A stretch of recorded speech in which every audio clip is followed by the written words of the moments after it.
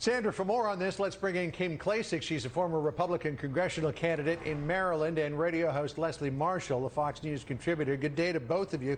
Leslie, let's start with you here, because the stated goal of the Biden White House is to have 50% of schools open at least one day a week in the first 100 days of his administration. But according to Burbio, a company that tracks school reopenings, already 66% of kindergarten through grade 12 students are attending school at least one day a week, which is already ahead of what critics are saying is an anemic goal of the Biden administration. Is this White House, Leslie, shooting too low?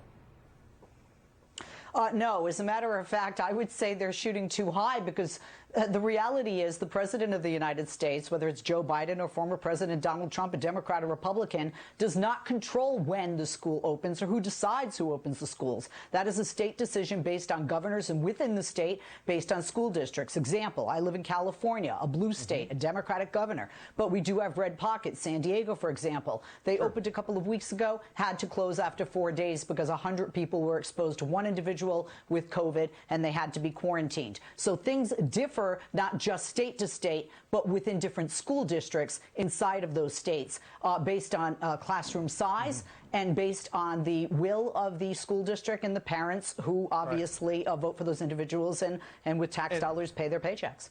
And Kim Klacik, according to the new CDC guidelines, where Rochelle Walensky, the director, talked about community transmission levels and recommendations for opening, she said that full in-person learning should only happen in areas where transmission is low. 90% of places right now don't meet that standard. So when could we ever get children back into school full-time, not just one day a week? Yeah, well, I have to say, I have to give you a personal story here. I'm a mother of a preschooler, and she's been in school 5 days a week since Labor Day, and everybody in her school is just fine. She goes to private school. Now, from what I understand, part of that stimulus bill that we had previously was supposed to go towards schools and help with their ventilation systems, help with them opening safely. I think we heard from Mayor Lightfoot in Chicago. She talked about how she put $100 million into her schools. The teachers union still refused to open. There are a lot of teachers that understand that there are a lot of kids right now that are further behind because they have not been in school for a year. And going back to Baltimore, I have to tell you, there are a lot of kids that actually rely on their school to get breakfast and lunch. And so that's hurting them as well. You know, I think schools can do it safely if they just try. It's a shame that some of those schools have to shut back down, but perhaps they weren't taking the necessary precautions. And if they were, hopefully they can get back on track and open up again and get these kids in school. Leslie, you know, we're wondering how much more money does the federal government need to throw into the pot for schools, particularly based on what we heard the CDC director say yesterday on Fox News Sunday about ventilation systems of many schools potentially needing to be almost rebuilt. Listen here.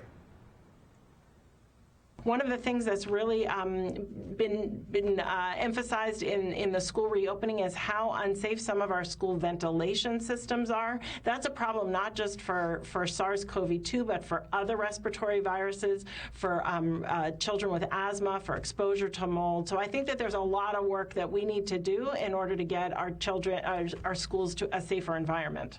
So she's not just talking about coronavirus now, she's talking about asthma, she's talking about other respiratory ailments, she's talking about mold, which I'm sure are inherent in a lot of schools across the board here. But how much money are we talking about here in terms of being able to get many schools in shape for kids to go back full time? It really depends, once again, on geography, and it also depends on the size of the school within that district. For example, here in California, where in Southern California, or like in Florida, where you have more temperate climate, you can open windows. You don't have that luxury in the Northeast and other areas, Midwest, that in winter get hit very hard, as we're seeing this week with very cold temperatures. And again, you know, John, if you have a smaller classroom, you are able to distance children. But if you have a very large public school district with a very large population in that classroom, that's going to be impossible. The ventilation system is going to be required, and that money is going to be needed, which is one of the reasons that this is pushed right now in the package from the Biden administration, and that there are people not just in blue states that welcome those funds. Sure. Kim, just real quick, you say you've got your kids in school, they're in private school. Do you understand that public schools may have issues that private schools do not? Yeah, absolutely. But I do know that for our private school, our students, per students, we pay less than what they receive at the public school level. And I have to say, those under 5th grade and under, if you look at the numbers, they're not really the ones transmitting it. And I think they can be back in school. I mean, if Congress can meet with each other, and a lot of those members are over 60, which are vulnerable, if they can meet and try to impeach a president that's no longer sitting in that seat, I think we can get the kids back in school. All right, Kim Klacik, Leslie Marshall, as always, good to see you. We'll see you again soon. Thanks. Sandra?